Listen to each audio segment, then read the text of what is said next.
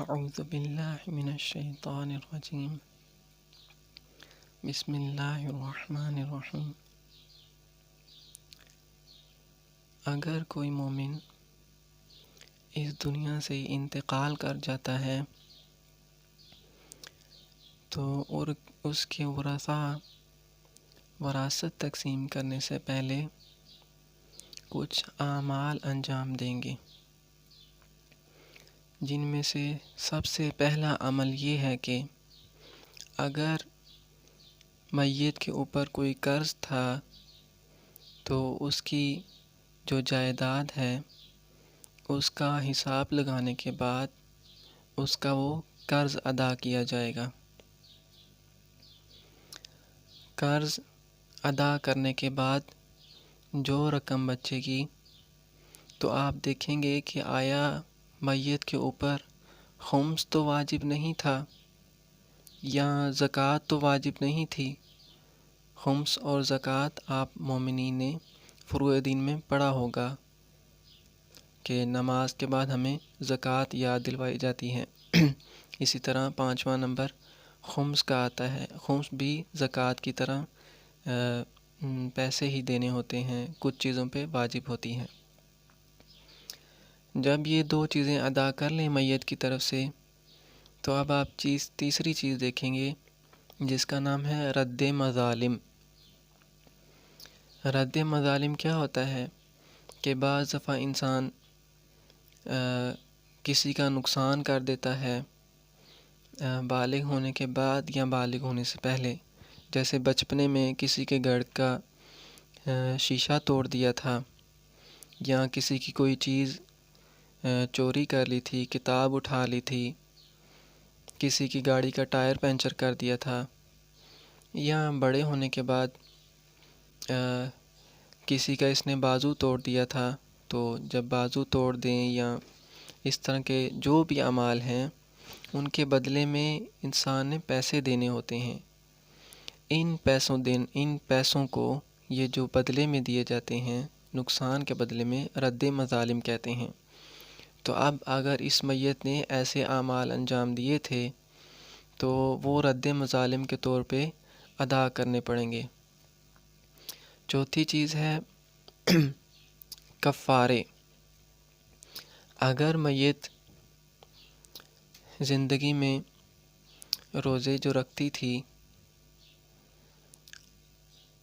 کچھ روزے اس نے یا جان بوجھ کے چھوڑ دیے تھے یا بیماری کی وجہ سے چھوڑے تھے، جو جان بوجھ کے چھوڑے تھے اس نے وہ رکھنے کی کوشش کر رہا تھا لیکن نہیں رکھ پایا، تو اب اس کے پاس اس کی جائیداد میں اتنے پیسے ہیں کہ وہ ان روزوں کے بدلے میں کفارے ادا کر سکے، چونکہ ایک روزہ چھوڑنے کے بدلے یا 60 روزے رکھنے پڑتے ہیں یا 60 مسکینوں کو کھانا کھلانا پڑتا ہے۔ تو اب وہ زندگی میں خود تو روزے نہیں رکھ سکا، تو اب یا اس کے روزے کوئی اور رکھے گا، اگر نہیں رکھوانا چاہتے تو اس نے کفارہ دینا تھا یہ 60 مسکینوں کا، تو اب اس کی اس جائیداد میں سے آپ 60 مسکینوں کو کھانا کھلائیں گے کفارے کے طور پہ۔ اس کے بعد آپ نے دیکھنا ہے کہ آیا میت کے اوپر زندگی میں حج واجب تھا کہ نہیں تھا، چونکہ بعض مومنین ہوتے ہیں زندگی میں ان کے اوپر حج واجب ہوتا ہے لیکن یا وہ جا نہیں پاتے یا ان کو پتہ نہیں ہوتا۔ مثلا کسی کے پاس 2-3 گھر تھے، وہ ان میں سے صرف ایک گھر استعمال کرتا تھا چونکہ اس کی اپنی ضرورت کا صرف ایک ہی گھر تھا، باقی 2 گھر اس نے کرائے پہ دیے ہوئے تھے، اور اس کے علاوہ بھی اس کے پاس اتنا مال تھا کہ وہ اپنا گزر اوقات کر سکتا تھا،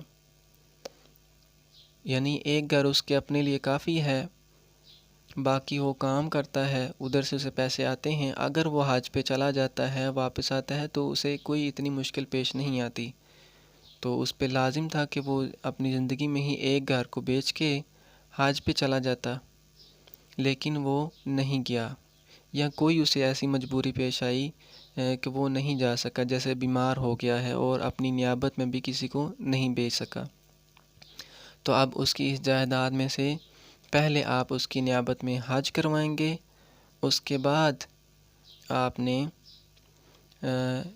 اگلے مرحلے میں آنا ہے۔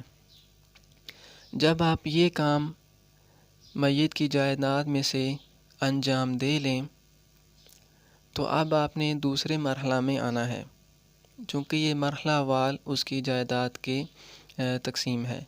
تو پہلے مرحلے میں آپ نے جو کام انجام آپ کو دینے کے لیے بتائے ہیں وہ انجام دینے ہیں، اگر ہیں تو، یعنی اگر کسی کا خمس ہے ہی نہیں، اپنی زندگی میں ادا کر دیا تھا اس نے، تو پھر آپ نے نہیں ادا کرنا، یا اگر کوئی خمس ادا ہی نہیں کرتا تھا تو اس کا بھی خمس ادا نہیں کیا جاتا۔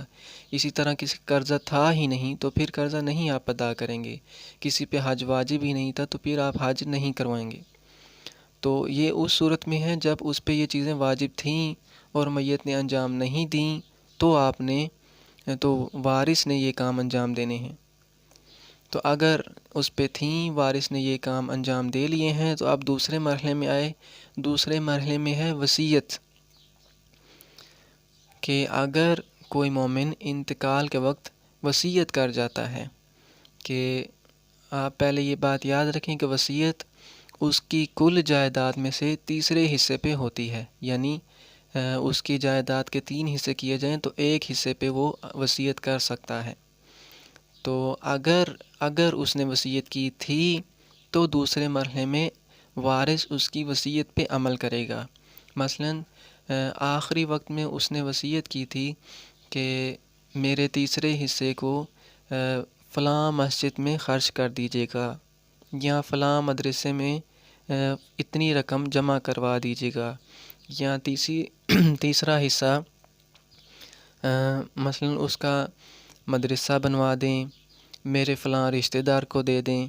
اگر اس نے یہ وصیت کی ہے تو تیسرا حصہ اس کی جائیداد میں سے نکال کے اس پہ یہ والا عمل کرنا ضروری ہے۔ اگر اس نے وصیت نہیں کی تو پھر آپ اگلے مرحلے میں آ جائیں گے۔ اگلا مرحلہ کیا ہوتا ہے؟ وہ ہے وراثت تقسیم کرنے کا، یعنی جو کام ہم سب سے پہلے کرتے ہیں میت کے انتقال، یعنی انسان کے مرنے کے بعد، یہ کام آپ نے تیسرے نمبر پہ کرنا ہے۔ پہلے مرحلے میں وہی واجبات جو آپ کو بتائے ہیں، قرضے وغیرہ اتاریں اس کے۔ دوسرے مرحلے میں اس کی وصیت آتی ہے، اگر اس نے کی تھی تو اس پہ عمل کریں گے، اور تیسرے مرحلے میں آ کے آپ نے جائیداد تقسیم کرنی ہے۔ جائیداد تقسیم کرنے میں 3 طبقے ہوتے ہیں، 3 گروہ ہوتے ہیں۔ سب سے پہلے گروہ میں مرحوم کے والدین آتے ہیں اور اس کی اولاد آتی ہے۔ اگر اولاد نہ ہو تو ان کی آگے اولاد کو وراثت دی جاتی ہے، لیکن بیوی کا ایک خاص معین حصہ ہوتا ہے، بس اسے وہی دیا جاتا ہے، جبکہ پہلے گروہ میں یہی لوگ آئیں گے، والدین اور مرحوم کی اولاد۔ اگر پہلے گروہ میں سے کوئی بھی نہ ہو، یعنی جب یہ مومن انتقال کر گیا تھا، نہ اس کے والدین زندہ تھے اور نہ ہی اس کی اولاد تھی، صرف بیوی ہی تھی، تو بیوی کو جتنا اس کا حصہ تھا اسے دینے کے بعد ساری وراثت دوسرے گروہ میں چلی جائے گی۔ تو دوسرا گروہ کیا ہے؟ دوسرے گروہ میں اس مومن کے، مرنے والے مومن کے دادا دادی آتے ہیں، نانا نانی اور بھائی بہن آتے ہیں۔ لہٰذا اب جتنی وراثت بچی ہوئی ہے وہ ان میں آپ تقسیم کر دیں گے۔ اگر فرض کریں ان میں سے بھی کوئی شخص زندہ نہیں تھا، دادا دادی، نانا نانی اور بہن بھائی بھی انتقال کر چکے تھے، یا اس کے بہن بھائی تھے ہی نہیں اور دادا دادی اور نانا نانی انتقال کر چکے تھے، تو اب آپ وراثت تیسرے گروہ میں جا کے تقسیم کریں گے۔ تیسرے گروہ میں کون لوگ ہوتے ہیں؟ تیسرے گروہ میں پھوپھو ہوتی ہے، خالہ ہوتی ہے، ماموں ہوتے ہیں اور چچا ہوتے ہیں۔ یہ 4 لوگ وراثت کے اب حقدار ٹھہرائیں گے جب پہلے اور دوسرے گروہ میں کوئی شخص نہ ہو۔ لیکن اگر تیسرے گروہ میں بھی یہ لوگ نہیں ہیں، ان کی آگے اولاد ہے، تو ان کی اولاد کو آپ وراثت دے دیں گے، جس طرح دوسرے گروہ میں بہن بھائی نہیں تھے، اگر ان کی اولاد تھی تو آپ ان کی اولاد میں وراثت تقسیم کر دیں گے۔ لیکن ہم فرض یہ کریں کہ تینوں گروہ میں کوئی شخص بھی نہیں ہے، حتیٰ ان کی آگے اولادیں بھی نہیں ہیں، کوئی ایسا شخص مل جائے کہ جس کا کوئی رشتہ دار نہیں تھا انتقال کرنے کے وقت، تو کیا کریں گے پھر؟ تو ہم کہتے ہیں جس کا کوئی وارث نہیں ہوتا اس کا امام وارث ہوتا ہے۔ تو اب اس کی جتنی بھی جائیداد تھی وہ امام زمانہ علیہ السلام کو دے دی جائے گی۔ والحمد للہ رب العالمین۔